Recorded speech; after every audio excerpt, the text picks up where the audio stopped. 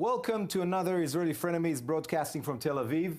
After a short break of 2 weeks, we're back, although not in the usual capacity. My partner in crime, Ari Fold, is still absent. He's in Manhattan. So, hi, Ari. I miss you already. And sitting here with me today, replacing Ari for today's show, is Jeremy Saltan. Hi, Jeremy. Hey, Uri. Thanks for the invitation. Sure. Tell the viewers a bit about yourself. Sure, I'm happy to. My name is Jeremy Saltan. For those of you who don't know me, I'm the Anglo-Forum chairman of the Bayit Yehudi Party. I'm also the head of the Bayit Yehudi Party within Mevaseret Zion and a central committee member. Good, good. Meretz and Bayit Yehudi, that's a good combination. Before we start to dive into the issues, I want to raise one more issue. That is the extension of the Kalkilia, the city of Kalkilia in the Palestinian Authority.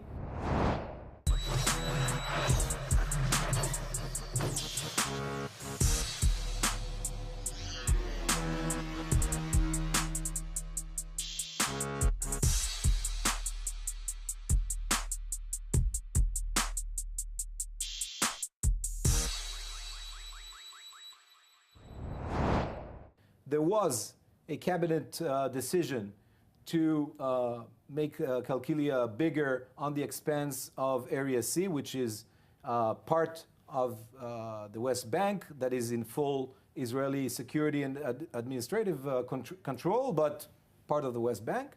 There was an opposition from Bayit Yehudi's ministers. Netanyahu and Lieberman passed the resolution, but after it became public, Netanyahu is now getting cold feet.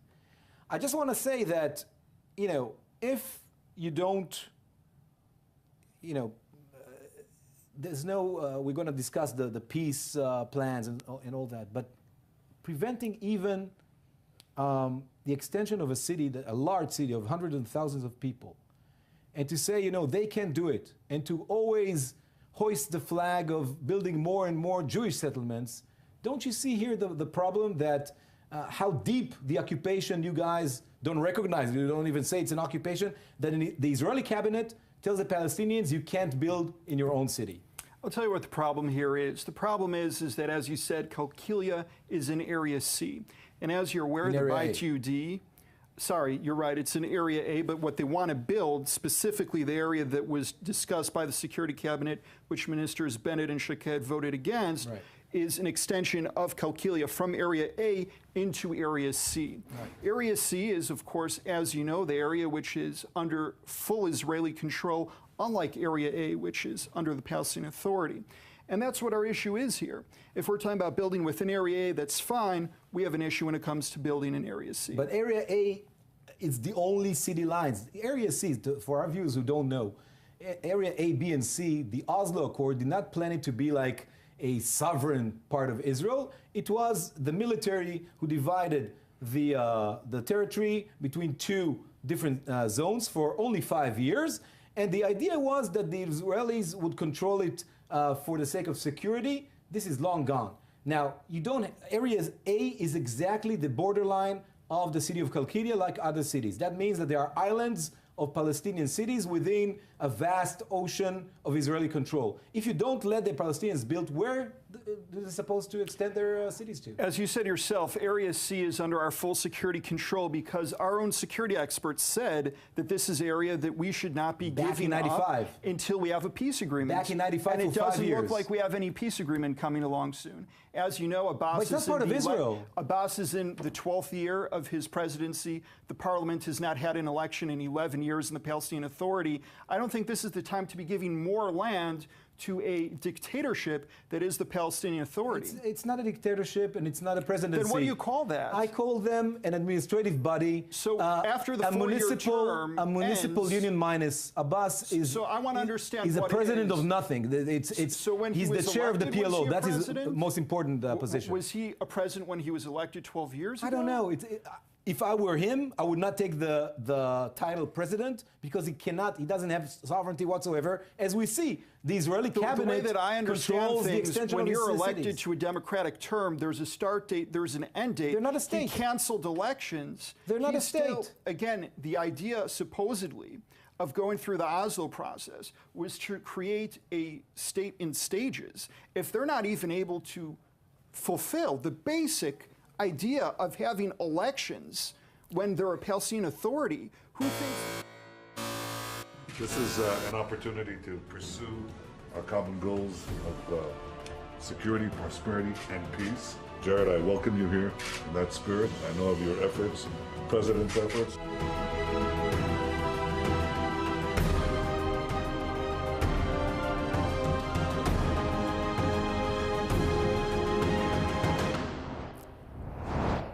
So we have important guests in Israel. One is already a frequent flyer to Israel, and that's Jason Greenblatt, the president's special envoy for the peace process between Israel and the Palestinians. And today we have an upgrade. We also have Jared Kushner, who's both President Trump's son-in-law and also his most personal and trusted advisor on this issue. That shows to me that in this big, as we say in Hebrew, balagan of the Trump presidency, that it's very hard to understand what is his lines, what are his lines, what is he aiming for. This particular issue of the peace process between Israel and the Palestinians, it seems like he has a plan. And it seems that he's anxious or I would say persistent in promoting it. And therefore, he has his most trusted person in his administration here to promote that. Now, I remember not you specifically, I don't know, Right. but your camp's happiness and joy when Trump was elected. And now we see, at the end of the day, he talked about compromises. He's talking now about freezing or at least lowering the numbers of housing in the settlements. How do you see that? I'll tell you, I have 3 points to say about this very important issue. The first is looking at that picture of Prime Minister Netanyahu, along with David Friedman, Jason Greenblatt, and Jared Kushner, where the Prime Minister of Israel is the only one without a yarmulke, without a kippah. I think that says a lot in terms of what Trump thinks, in terms of who's needed in order to actually get something done. Okay. The second point that I have to say is, I believe, this is my belief, that the maximum that Israel is capable of giving is not the minimum that the Palestinians are actually capable of accepting. Okay. Therefore, that brings me to the third point. Trump is a winner. He likes to win. Let me tell you something, Mr. President. You want to win? You want to be a winner? There's a winning side. Get on it. There's not going to be a Palestinian state. Join our side. You'll be a winner. But he wants to win the ultimate deal, as he calls it. And I don't think that neither of those two leaders, neither Netanyahu nor Abbas, want to be in a position where they say no to Trump. I think that will be, the guy is, how would I say it, unpredictable, okay? Yes. And nobody wants to be in the radius of his rage in case, he'll be pissed off with one of them. And therefore, he has a lot of leverage on both sides. And I would say on the Israeli government more than Obama did because of that embracement that the Israeli right and specifically the parties that hold together this government, who lead this government, he can, if he wants to, he can dictate stuff that if Obama would have even thought about, you would say he's an anti-Semite, anti-Israel, or whatever. I really hope that he doesn't dictate anything because he's a democratically elected leader of what we call free civilization. Look, obviously no one wants to be in President Trump's crossfire. Right. We've already seen exactly the amount of staff reorganization periods within the short period of time in which he's been president. But we've also seen that when it comes to foreign policy, this is something that he thinks is very important to get done. And we shouldn't go ahead and ignore that. But on the other hand, what should we do now? We should go ahead and talk to someone who never read the book or experienced any of the past of what happened and say suddenly, okay, sure, let's do it your way. You know, we're Israelis, we live in Israel. That's great when the Americans want to come in and try to help us and they want to mediate.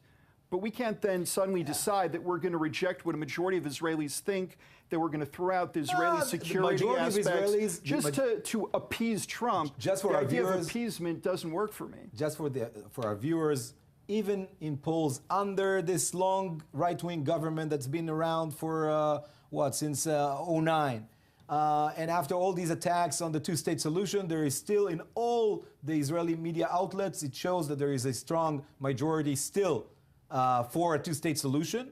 And then the second question they ask is, do you think it'll happen? And then the overwhelming answer is no. Right. But so again, we can want something, but if the other side isn't playing ball, but we're if not you'll have the American it. president saying, I have this deal, take it or leave it, they'll all of a sudden they'll say, oh, it can happen. And what I'm saying is that, first of all, I'm far of being a fan of President Trump. Those of the viewers who've been following this show, Meritz wasn't happy that he got elected. Yeah, no, me personally, I think as a citizen of the world, I think it's bad news. Yeah. But I do think that in this particular issue, and I should say that you said about people don't know anything about this conflict. I do think that at least Jason Greenblatt did a tremendous work. I think he showed a fresh attitude towards how you learn stuff. He went to meet settlers, and he went to meet refugees. He abandoned what I think was a really destructive policy, the Dennis Ross attitude of only dealing with the leaders. And I think he knows what he's talking about. I think Jason, David, Jared, those are the type of people you need to get.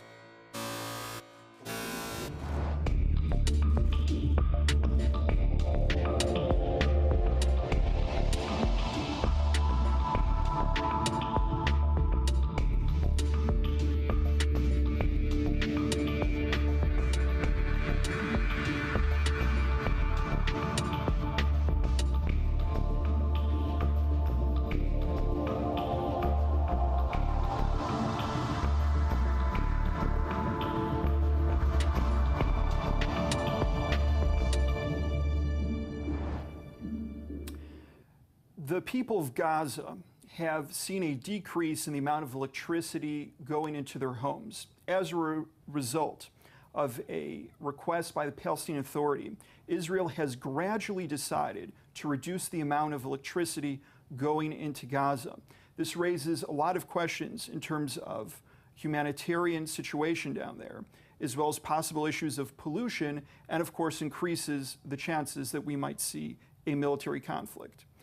Uri, what do you think about that? I think, first of all, we discussed before Mahmoud Abbas, the Palestinian president. Again, I think this is a case where it shows that adhering to his requests, although many times the Israeli government is not so eager about adhering to his requests, is very problematic. He has this internal fight with one Mohammed Dahlan, who's a former PA official, became a big political rival of the Palestinian president. And in order to stop this guy, he's willing to even reduce the electricity of Gaza. Now, I don't care about Abbas. I care about our responsibility. And to prevent people who already have only 3 hours of electricity, and those of us who know the Israeli and Middle Eastern summer, yes. And we're now getting into the hot days of summer. This is crazy. It's completely crazy to have only 3, and now they'll have 45 minutes less of electricity. That's completely crazy. And I don't think this is I think Abbas made a moral mistake vis-a-vis his own people in Gaza, and they are Palestinians. We should never have cooperated with this, and I think we should stop it immediately. And I'll say one more thing before I'll pass it to you. Sure. At the end of the day, Israel's real national interest is not to have Gazans suffer. As long as they suffer more, they'll support Hamas more, they'll support attacking Israel more, and it's not in our best interest. You know, I'll tell you, when I was last night at the request of the Canadian ambassador at their celebration for 150 years, and I had, like I have at all of these conversations, what I guess you'll call a back corridor conversations with various diplomats and ambassadors. It's amazing to me how none of them are telling Israel we should do something here. It's amazing how none of them are going ahead and telling us that we have a humanitarian responsibility. Instead, what I understand is that Hamas is the most isolated that they have ever been. The result of what's happening on the macro level within Arab society, especially with Qatar being isolated, is that there is a real chance for those of you like yourself who say that we should help out the moderates, right? Abbas is supposedly the moderate compared to Hamas. Not by stopping electricity from 2.5 million people. That's crazy. But the international community is not putting pressure They're here. not my standard. Look, what does that say, time. though? Isn't the usual position of Meretz and the left to say we should do what the international community is doing here? No. When the international community supports the right-wing government of Benjamin Netanyahu, then it's not an issue this anymore? This person tells the following.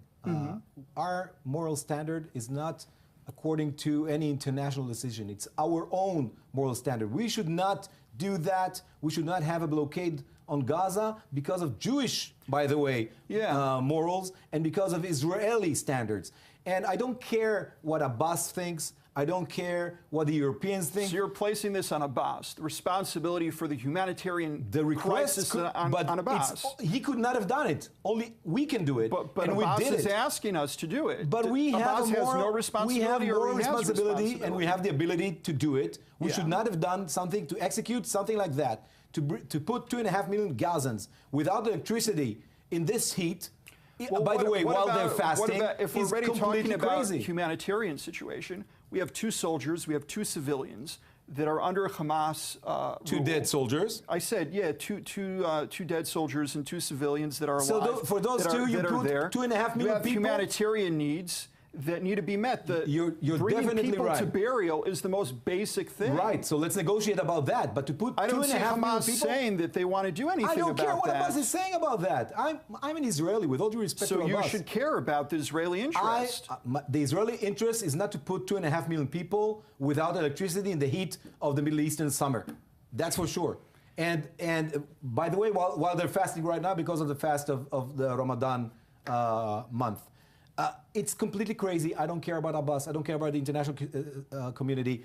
I completely agree that we should negotiate with Hamas about releasing. You think we should negotiate with Hamas? Yes, like Bibi negotiated big time and released 1,000 we voted against that. We voted against. I would have voted against it too. Well, I'm glad to hear that. But Bibi Netanyahu, the prime minister of your government, negotiated with Hamas and released more prisoners than any prime minister from the left ever did. And thanks to the Bayit UD, we're able to bring back a lot of the Shalit prisoners into Perhaps, jail. but as a result, you seem if you surprised remember, that to negotiate with Hamas, your government negotiated with Hamas, or a government that you were part of negotiated with Hamas on this particular issue. But we cannot allow 2.5 million Gazans did not kidnap those soldiers' bodies. Those people.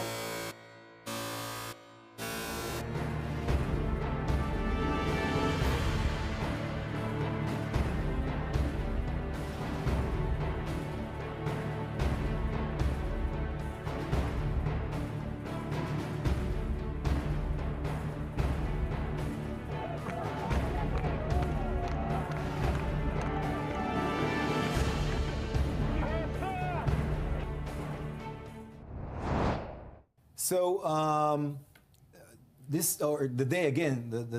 the week we're shooting this program in Israel, there's an unofficial day of memorial of the abducted Yemenite children. What are we talking about? In the 1950s, there are accusations by Yemenite families that their babies were kidnapped by hospitals, by the young Israel's healthcare system, and were given to adoption. Those accusations, on the one hand, were investigated several times, although the state never claimed responsibility. or even says that such kidnapping never occurred.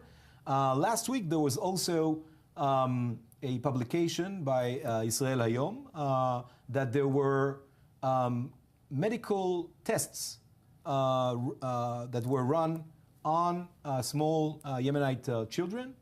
Of course, this raised a wave of rage among many Israelis, both Yemenite and non-Yemenites, because it also brings back bad memories. We're talking about 1950s, few years after the biggest disaster Israel had, and we have medical tests in children without their consent. I think that Israel has to take responsibility. It's about time. You have too many people, too many families with vivid memories of their children vanishing with no proof of their death, with no graves, nothing. Something happened there. Israel should take responsibility. We should respect those people, respect their anger, respect their sorrow. We should also, think about compensation. This cannot go on. I mean, this is a wound that's been open too long. Yeah, this is a point of agreement between the two of us. Whenever I think about this, and this is something that we've heard throughout the last number of decades, that this is the darkest period in my opinion, of Israeli society. And I agree with you. We offer the truth. We need to give this truth to these people. When I'm looking at these pictures, when I'm reading these testimonies of experimentation on children, on babies, on what they did with their dead bodies, it's just very, very difficult. Very, it's hard because people ask me, should I read it? Should I look at the pictures? Should I not? I think we have a responsibility to look at that. And I think, as you said, we have a responsibility towards the families that are looking for those answers so that they're able to get the truth that they so deserve. I completely agree. And it's about time. And I'm glad that we're above political lines here. I'll ask you, though, what do you think we should do to those who are responsible for this from the left-wing government of the 1950s? Well, in the 1950s, it's so funny that all of a sudden this becomes like a left-wing government, while in any other aspect, I hear the leader of your party saying that Ben-Gurion is actually like him. Look, the 1950s were in many aspects, probably the most glorious days of the state of Israel. Out of the ashes of the Jewish people, these people built an amazing country, the country that we all live and love in. These crimes should be investigated, but to make it into a political... Okay, we've come to an end to this of this show. It's been great, I think, working together today. By the way, I wasn't here in the last couple of weeks because I was in Australia. I was talking in a very nice Jewish annual event called Limud. I'm familiar with it. Yeah, so I was speaking at Limud Oz, where the Aussie Australian Jewish community comes together once a year and discuss various issues, both political, Jewish issues, cultural issues, and it was great. But it's good to be home, and it's good to see you here. Yeah, I was going to say, I enjoyed our disagreements. I also was happy to see we have a lot of agreement. Definitely. There's a lot of responsibility we both put on President Abbas.